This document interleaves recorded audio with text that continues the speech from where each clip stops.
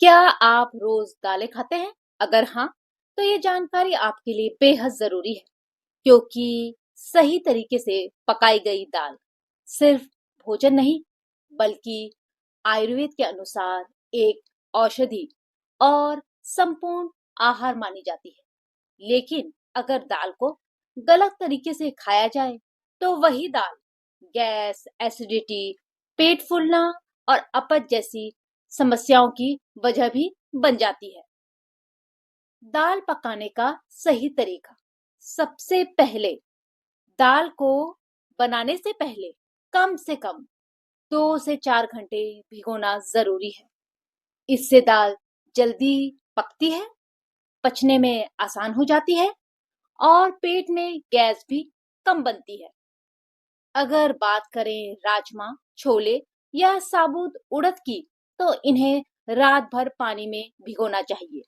इससे दाल नरम हो जाती है, एंटी न्यूट्रिएंट कम होते हैं और कुकिंग टाइम लगभग 50% तक कम हो जाता है।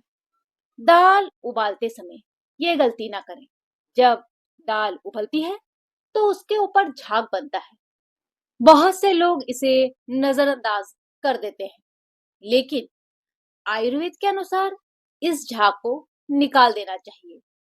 झाग हटाने से दाल ज्यादा सुपाच्य और स्वादिष्ट बनती है। गैस और पेट फूलने की समस्या, यूरिक एसिड कम होता है। उड़द, राजमा, छोले, इनका झाग जरूर फेंकें, नहीं तो शरीर का यूरिक एसिड बढ़ जाता है, जो गठिया का कारण बनता है। एक जरूरी बात, जिस पानी में दाल भिगोई गई हो, उसे फेंक दें और दाल को ताजे पानी में ही पकाएं। दाल को खुले बर्तन में पकाना ज्यादा लाभकारी है। दाल का स्वाद दुगना हो जाता है। यदि फिर भी आप प्रेशर कुकर का इस्तेमाल करना चाहते हैं, तो झाग निकालने के बाद 1 या 2 सीटी में ही भीगी हुई दाल तुरंत पक जाती है। दाल पकाते समय उसमें हल्दी, जीरा, हींग और थोड़ा सा अदरक जरूर डालें। आयुर्वेद के अनुसार ये मसाले पाचन शक्ति को मजबूत करते हैं। दाल में नींबू डालने का सही तरीका। दाल में आयरन अच्छी मात्रा में होता है, लेकिन शरीर इसे पूरी तरह से अवशोषित नहीं कर पाता। अगर आप दाल के ऊपर थोड़ा सा नींबू निचोड़ दें, तो नींबू का विटामिन सी आयरन के अवशोषण को कई गुना बढ़ा देता है। लेकिन ध्यान रखें, नींबू को दाल पकाते समय नहीं, बल्कि परोसते समय ऊपर से डालें। इमली डालकर पकाई गई दाल बेहद चटपटी और स्वादिष्ट होती है। पाचन को सुधारने, एंटीऑक्सीडेंट प्रदान करने और इम्यूनिटी बढ़ाने में मदद करती है। हाई बीपी, कोलेस्ट्रॉल, वजन घटाने और एसिडिटी में इमली डली दाल बेहद फायदा करती है। दाल में घी क्यों डाला जाता है? बहुत लोग सोचते हैं कि दाल में घी डालना सिर्फ स्वाद के लिए होता है, लेकिन आयुर्वेद के अनुसार थोड़ा सा देसी घी दाल को सुपाच्य बनाता है।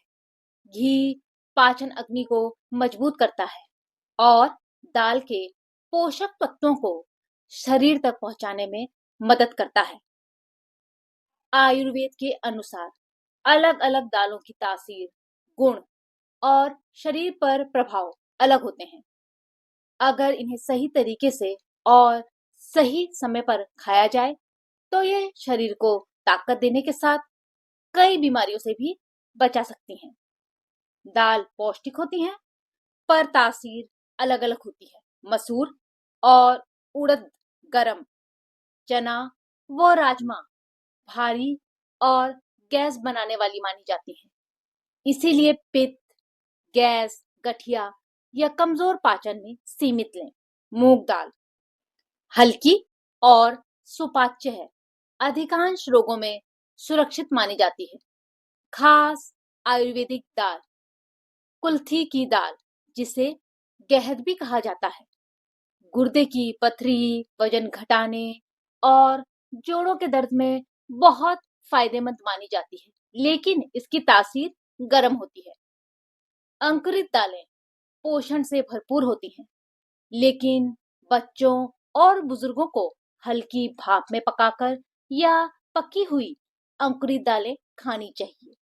कच्ची अंकुरित दालें अपच, एसिडिटी और गैस का कारण भी बनती है। सीमित मात्रा में अंकुरित दालों का सेवन करें। बाजार से लाई गई अंकुरित दालों को अच्छी तरह से धोकर ही उपयोग में लाएं। यदि घर में भी दालों को अंकुरित किया गया है, अच्छी तरह धोकर ही इन दालों का भी सेवन करें। दोस्तों, हमारी भारतीय रसोई की ये साधारण सी दिखने वाली दालें असल में स्वास्थ्य का खजाना है। बस जरूरी है इन्हें सही तरीके से पकाने और सही मात्रा में खाने की, क्योंकि छोटी छोटी सही आदतें ही हमें लंबे समय तक स्वस्थ रखती हैं।